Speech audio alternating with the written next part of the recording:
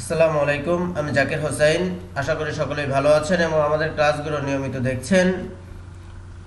দূরে এবং কাছে যে যেখান থেকে আমাদের ক্লাসগুলো দেখছেন সবাইকে আন্তরিক মোবারকবাদ জানাচ্ছি। আমরা নুরানি তালিমুল কুরআন বোর্ড চট্টগ্রাম বাংলাদেশ কর্তৃক প্রণীত নুরানি অঙ্ক অনুশীলন দ্বিতীয় শ্রেণীর বই থেকে অনুশীলনী 4 নিয়ে আলোচনা করছি। অনুশীলনী 4-এর মধ্যে আছে বিয়োগ, অর্থাৎ আজকে আমরা শিখব কি করে বিয়োগ করতে হয়। এর পূর্বে বিয়োগ সম্বন্ধে কিছু ধারণা নিয়ে নেই। এখানে অনুশীলনী 4-এ বিয়োগ সম্পর্কে কিছু কথা লেখা আছে, যে কথাগুলো আমরা একটু পড়ে নেই। পূর্বের পাঠে তোমরা যোগ সম্পর্কে ধারণা পেয়েছ। যোগ হচ্ছে একত্র করা আর বিয়োগ হচ্ছে বাদ দেওয়া, অর্থাৎ বিয়োগ হচ্ছে যোগের সম্পূর্ণ বিপরীত। এখানে কমানো হয়, অর্থাৎ কোনো কিছু হারিয়ে গেলে, পুড়ে গেলে, পচে গেলে, নষ্ট হলে, পুড়ে গেলে, মোট কথা কমে গেলেই বুঝতে হবে বিয়োগ করতে হবে।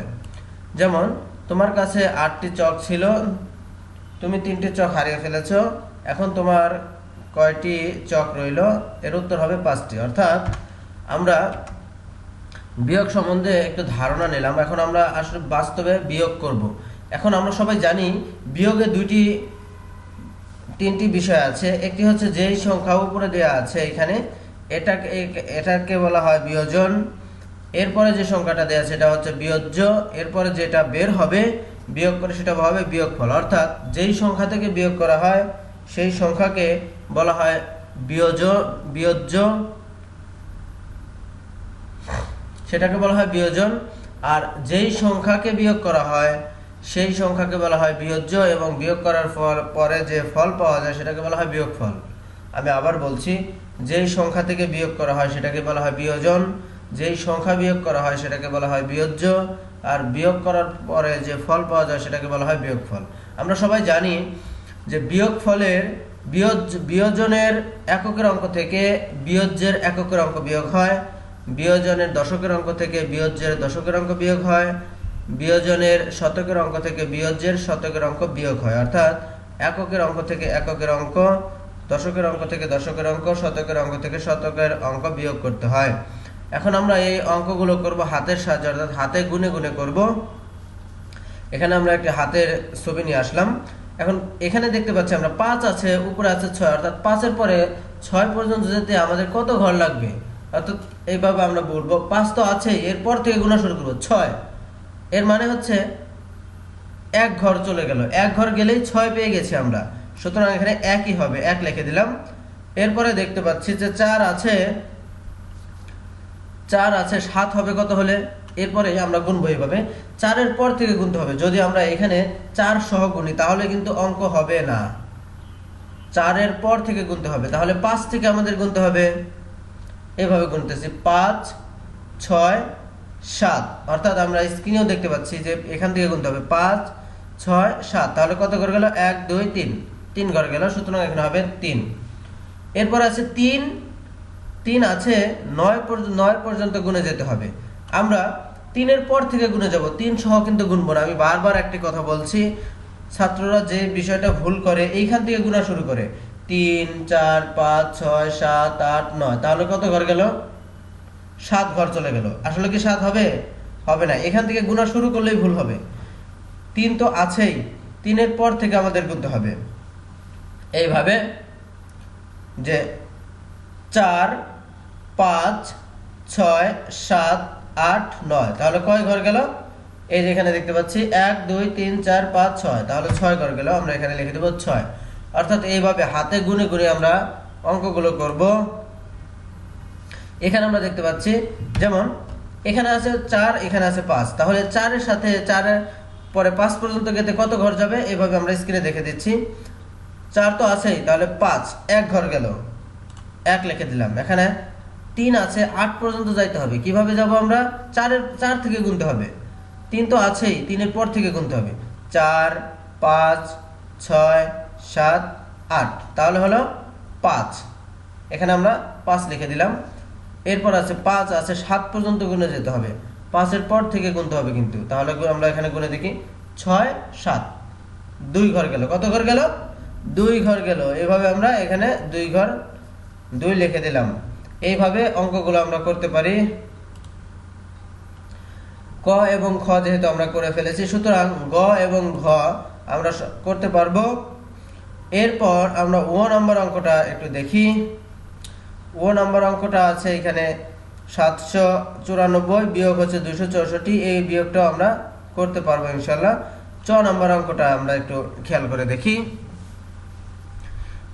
চ, নিচে আছে 5, উপরে আছে 0। যেহেতু উপরে 0 আছে অর্থাৎ ছোট আছে, 0 থেকে তো 5 বিয়োগ করা যাবে না। যখনই একটা জিনিস খেয়াল করতে হবে, যখনই আমরা দেখব নিচের অঙ্কর থেকে উপরের অঙ্ক ছোট, এককের অঙ্ক উপরের নিচের এককের অঙ্ক থেকে উপরের এককের অঙ্ক ছোট, তখনই আমাদের দশকের অঙ্ক থেকে 1 এর দিকে নিয়ে চলে আসতে হবে, তখন 10 আসবে। ওইটার দিকে আমরা যাব না, আমরা সরাসরি বলছি যদি এখানে 0 থাকে তাহলে আমরা 10 ধরবো, যদি 1 থাকে 11 ধরবো, 2 থাকলে 12 ধরবো, যদি 9 থাকে 19 ধরবো, 9 যেহেতু থাকবে না, যদি 8 থাকে 18 ধরবো। এইভাবে যদি এখানে আমরা এইভাবে দেখতে পারি যে এখানে আছে 0, নিচে আছে 5, তাহলে এই 5 কে আমরা কত, 0 কে কত দেব, 10। তাহলে 5 এর পর থেকে আমরা 10 পর্যন্ত গুণে যাই।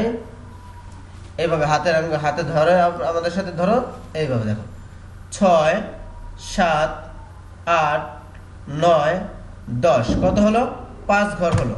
তাহলে আমরা এখানে লিখে দিলাম 5, কিন্তু ওই যে 10 কে যে 0 কে যে 10 ধরেছিলাম, যার কারণে আমাদের এই হাতে 1 থাকবে, 1 এসে 4 এর সাথে যোগ হবে, 4 এর সাথে যদি 1 যোগ হয় তাহলে হবে কত, 5। 5 আছে 7 পর্যন্ত গুণে যেতে হবে, কত হয়, 5 6 7, কত হলো, 2। এখানে আমরা লিখে দিলাম 2। এরপর 6 আছে 8 পর্যন্ত গুণে যেতে হবে, 7 8, কত হলো, 2। আমরা এখানে লিখে দিলাম 2। এইভাবে এই অঙ্কটা আমরা করে ফেলতে পারি। এরপরের অঙ্কটা আমরা যদি দেখি, এখানে দেয়া আছে 7, উপরে আছে 4।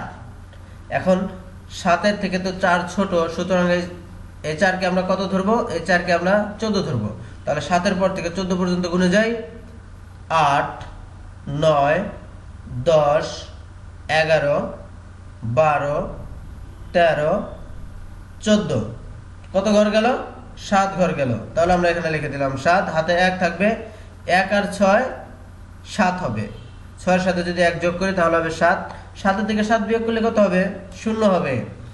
আর 2 আছে 5 হবে, কত হলে, 2 এর পর থেকে 5 পর্যন্ত গুণে যাই, 3 4 5, কত হলো, 3 হলো। সুতরাং আমরা এই অঙ্কটা করে ফেলতে পেরেছি এইভাবে। এরপরে দেখা যাচ্ছে এখানে আরো একটি অঙ্ক এখানে দেয়া আছে, এই অঙ্কটা আমরা করব, বাকিগুলো হোমওয়ার্ক থাকবে।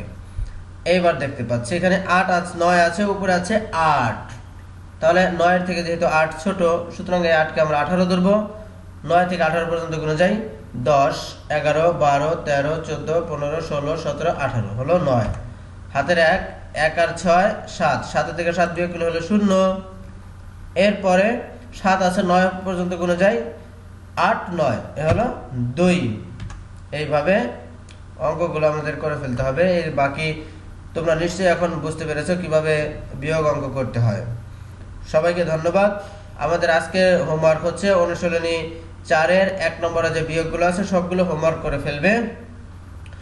আমাদের ক্লাসগুলো দেখার জন্য সবাইকে ধন্যবাদ। আমাদের পরবর্তী ক্লাস সবার আগে পাওয়ার জন্য আমাদের চ্যানেলটি সাবস্ক্রাইব করুন এবং পাশে থাকা বেল আইকনটি অন করে দিন, যাতে আমরা ক্লাস আপলোড করার সাথে সাথে আপনার কাছে নোটিফিকেশন পৌঁছে যায়। আসসালামু আলাইকুম ওয়া রাহমাতুল্লাহ।